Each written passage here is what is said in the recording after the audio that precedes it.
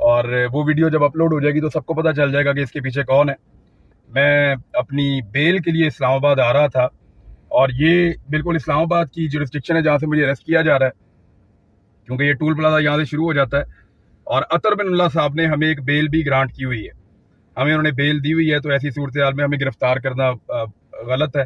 बहरहाल मुझे सुबह उन्हीं की अदालत में पेश होना था, इस्लामाबाद हाई कोर्ट में जाना था और वहां से जाके अपनी बेल हासिल करनी थी। तो इससे फर्क कोई नहीं पड़ता, ये मुझे अंदर बंद कर दें, ये मुझे जान से मार दें, ये कुछ भी कर दें, इससे कोई फर्क नहीं पड़ता। मेरे ख्याल में हमें अपना काम करना चाहिए।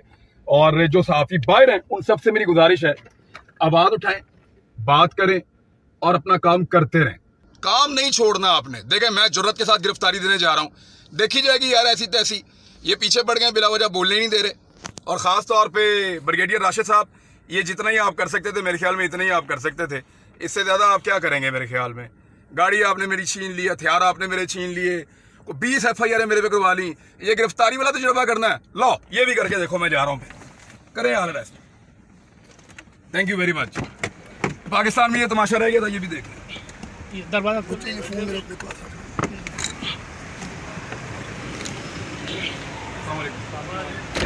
चलेगी।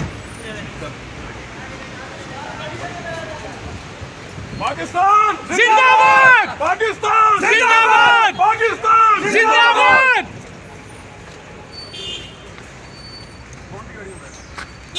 सहाबियों पर तशद्दुद बंद करो, सहाबियों पर तशद्दुद बंद करो, हरासा करना बंद कर दो। ये एक आजाद मुमलिकत में हम जा रहे हैं, इधर और हमारे एक सहाबी को गिरफ्तार किया जा रहा है। नहीं, हम आप गाड़ी में नहीं जाएंगे, मोबाइल गाड़ी में जाएंगे, मोबाइल गाड़ी में जाएंगे, मोबाइल गाड़ी में जाएंगे, हम भी जाएंगे। हाँ जी, हम भी साथ जाएंगे। हम भी साथ जाएंगे। हाँ जी, ये यार एक मिनट, आपको हम ले जाते हैं सब। किसको? ऐसे ना करें, नहीं नहीं नहीं, ऐसा नहीं हो सकता, ऐसा हो नहीं सकता। जो काम करने वाला वो करो, जिसको अपलोड करो जाके, ठीक है, जो काम करने वाला ठीक है, ठीक है। इमरान भाई को गिरफ्तार कर लिया गया है। ये फाशिस्ट हुकूमत, ये लोगों को डरा धमका रहा है, गिरफ्तार कर रहा है, ये जालिम है। तो इमरान साहब इनको गिरफ्तार किया गया है, इमरान भाई को गिरफ्तार किया गया है, जालिम है ये लोग। चलो ठीक है बुजुर्ग,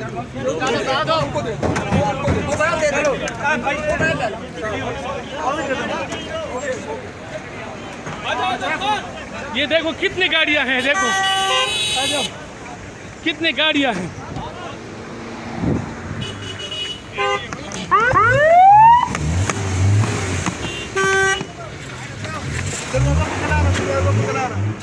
चलो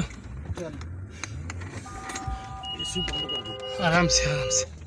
ये देखो कितनी गाड़ियां हैं, देखो खुदा का खौफ करो यार, ये कोई मुजरिम है क्या है यार? एक सहाबी को इस तरह आप गिरफ्तार करोगे यार?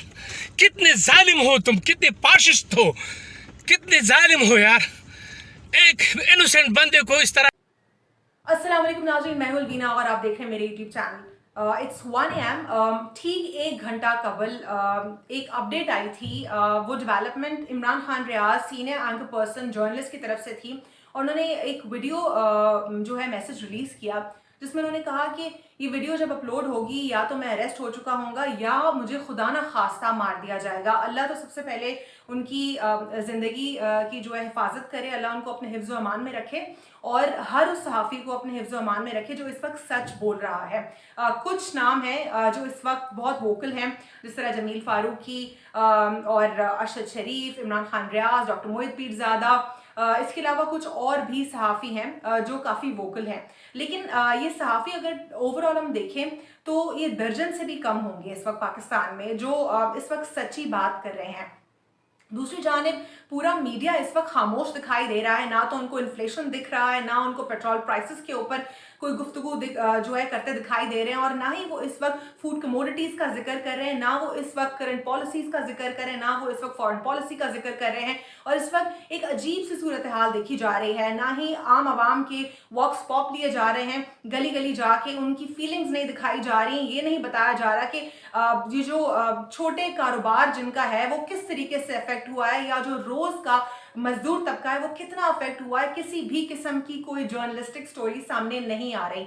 और जो गुफ्तगू कर रहे हैं इस वक्त ओवरऑल रजीम चेंज के बारे में या फिर उसके बैक टू बैक जो कड़ियां जुड़ती जा रही हैं, जिस तरह इजराइल के हवाले से अपडेट सामने आती जा रही हैं, साथ ही साथ जब हम अपना एक रिलेशन देखते हैं जो कि रशिया और चाइना के ब्लॉक में मजबूत देखा जा रहा था, तेजी से आगे बढ़ता देखा जा रहा था, उसके ऊपर जो है काफी ज्यादा अप्स एंड डाउन्स देखे जा रहे हैं। ये तमाम तर सिनेरियो जो इंटरकनेक्ट कर रहे हैं ओवरऑल रजीम चेंज के बाद, इसके ऊपर मीडिया में बहस नहीं हो रही अनफॉर्चुनेटली। और जो सहाफ़ी इसके ऊपर गुफ्तगू कर रहा है उस पर हाथ डाला जा रहा है। मुझे पिछले दिन कबल आपने देखा होगा, कुछ रोज़ कबल जो जर्नलिस्ट हैं अयाज मीर साहब, वो सिर्फ जर्नलिस्ट नहीं थे, वो पहले आर्मी में भी जो है मिलिट्री में सर्व कर चुके हैं। मिलिट्री के अलावा वो सिविल सर्विसेज में उन्होंने जो है सर्व किया है, साथ ही साथ उन्होंने फॉरेन अफेयर्स में सर्व किया है, फिर वो जर्नलिस्ट भी एक क्रेडिबल जर्नलिस्ट रहे हैं। इस उम्र में उनको मारा पीटा गया, उनके जो कपड़े हैं उनकी हालत आपने देखी होगी कि किस तरह उनकी हालत थी, बहुत ही बुरी उनकी हालत थी। क्या वो डिजर्व करते थे ये सारा कुछ?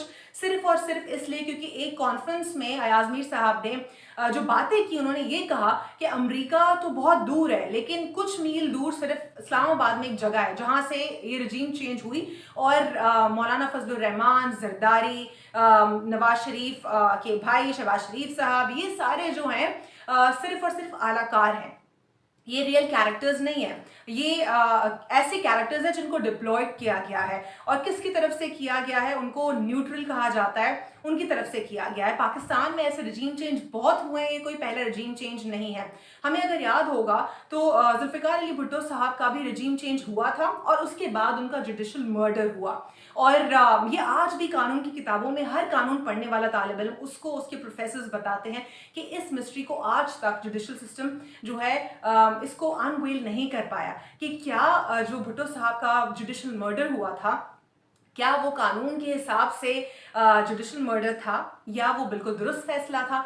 आज भी इस पर जो कानून है वो शर्मिंदा दिखाई देता है। इस मुल्क में इसी तरीके से इदारों को इस्तेमाल किया गया, चाहे वो कोई भी इदारा हो। अनफॉर्चुनेटली इस मुल्क में इस किस्म की जो है सिस्टम चलते फिर रहे हैं, चलते फिरते लोग इस सिस्टम का, ऐसे लोग इसका हिस्सा हैं जो बहुत ही अनफॉर्चुनेट है। ये फैशिस्ट गवर्नमेंट इस वक्त जो हम देख रहे हैं उसको कंट्रोल करने वाला कौन है इस वक्त जो उसको कंट्रोल कर रहा है? और कौन है? से मुझे याद आ गया कि अरशद शरीफ साहब की एक वीडियो बहुत वायरल हुई थी, उस पर भी उन्होंने ये सवाल किया था। वो काफ़ी ज़्यादा इसलिए भी लोगों की जो है लोग उसके ऊपर ज़्यादा बात करने लगे क्योंकि वो बहुत ज़्यादा उसमें जो सवालात थे वो ऐसे सवालात थे जिनके जवाबात हम सब तो जानते हैं, लेकिन कुछ तो खामोश हो जाते हैं, कुछ शायद अपनी आंखें बंद कर लेते हैं। आज मैं ये कहूंगी कि एक हुब्बुल वतन सहाफ़ी को अगर उसके ऊपर आप FIRs जो है करवा लें, या इमरान खान रियाज साहब के घर के बाहर पुलिस को आप रख रहे हैं और खड़ा कर रहे हैं, पुलिस उनके घर के बाहर आ रही है, that is equal to harassing someone. और ये मैं आपको कुछ दिन कबल की खबर बता रही हूँ कि पुलिस जाके उनके घर के बाहर ऐसी खड़ी हो जाती है। पेट्रोलिंग उनको उसी गली में करनी है, क्या वहीं पर उनको लगता है कि शायद उनको ड्यूटी देनी है? इस किस्म के मामलात जो हो रहे हैं सहाफ़ियों के साथ, या फिर जमील फारूकी साहब को कॉल्स आ जाएं, ये मतलब जमील फारूकी साहब ने क्या किया था? वो तो शायद चार्जर की बात कर रहे थे, क्यों इतना दिल पे ले लिया किसी ने? वो तो अपनी एक्सटेंशन को पीट रहे थे, वो तो सिर्फ यही कर रहे थे ना, फिर क्यों आखिर उनको जो है ये सारी थ्रेट्स आ रहे हैं?